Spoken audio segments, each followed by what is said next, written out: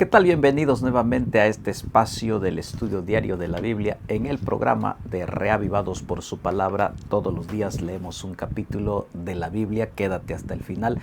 También suscríbete y comparte. Únete a este equipo y también dinos de dónde nos ves, de dónde tú nos estás siguiendo. Vamos a orar. Hoy leeremos el capítulo número 5 del libro de los Efesios. Padre nuestro que estás en el cielo, gracias porque tenemos el privilegio de leer un capítulo de tu palabra. Acompáñanos en la lectura de esta mañana en el nombre de Jesús. Amén. Muy bien, la lectura del capítulo son 33 versículos que vamos a ir leyendo poco a poco y también algunas lecciones muy prácticas y sencillas para nuestra vida diaria. Dice: Sed pues imitadores de Dios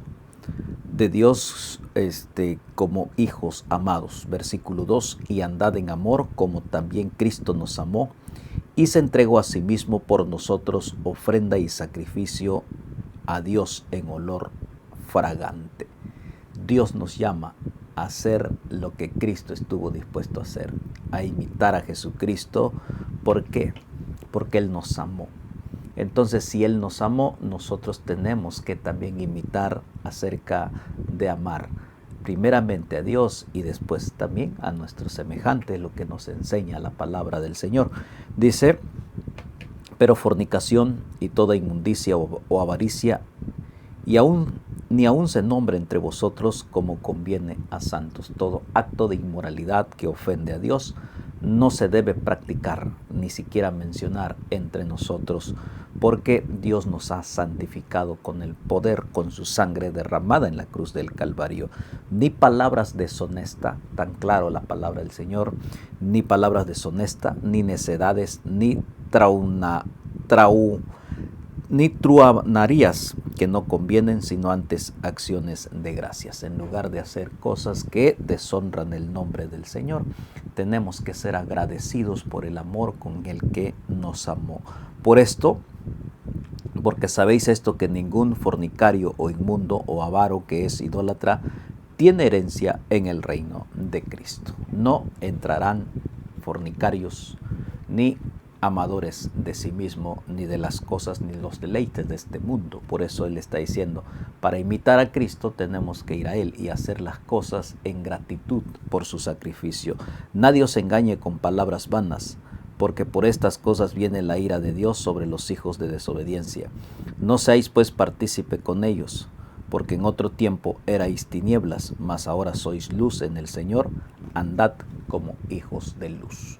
La forma que Dios nos ha llamado para caminar en ser hijos de luz es imitando a Jesucristo, yendo a Jesucristo, y entonces haremos las cosas maravillosas que Él quiere que hagamos, porque el fruto del Espíritu es en toda bondad, justicia y verdad. Que demos frutos del Espíritu Santo que se leyó en Gálatas, frutos de bendición, comprobando lo que es agradable al Señor.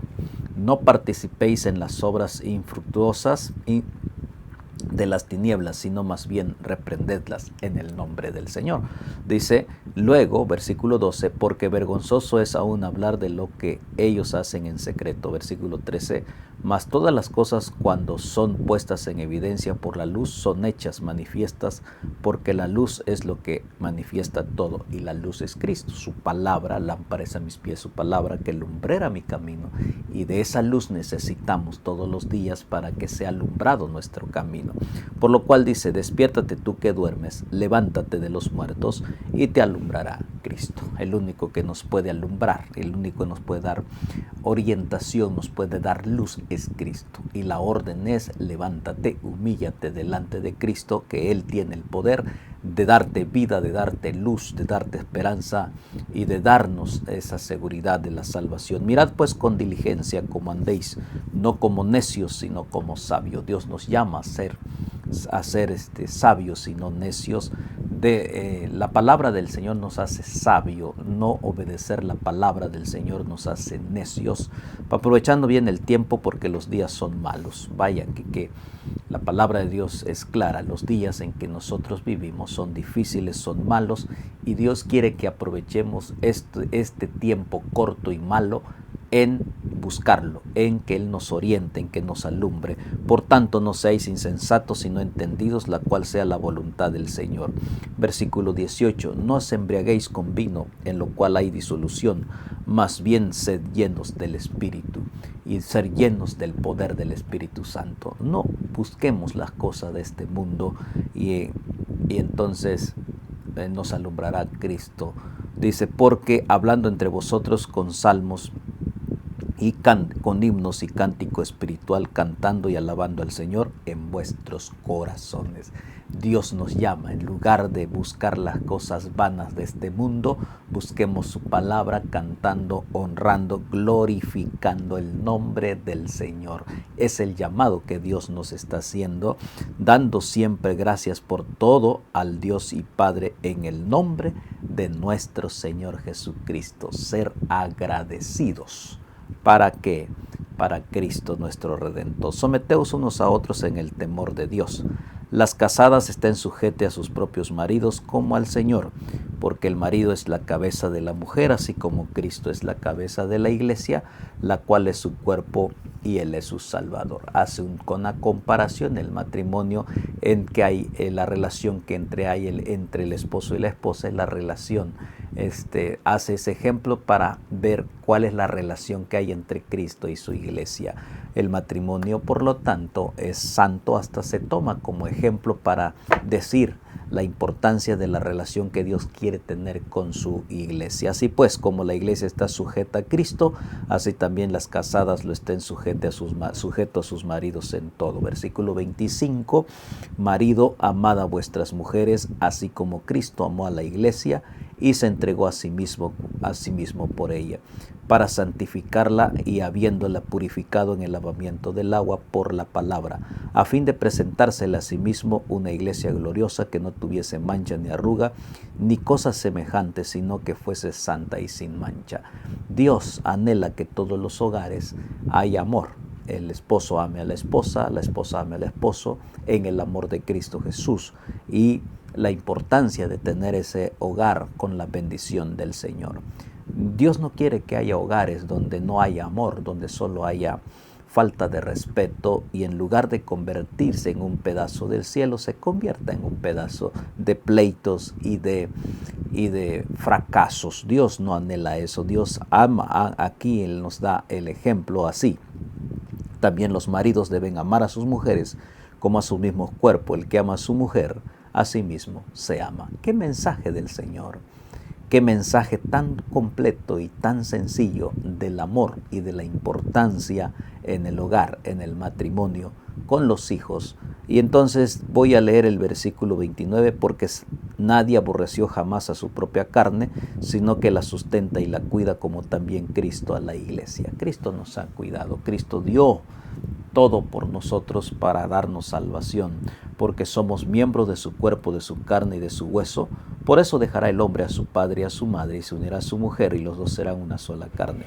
Grande es este misterio, mas yo digo esto respecto de Cristo y de la iglesia.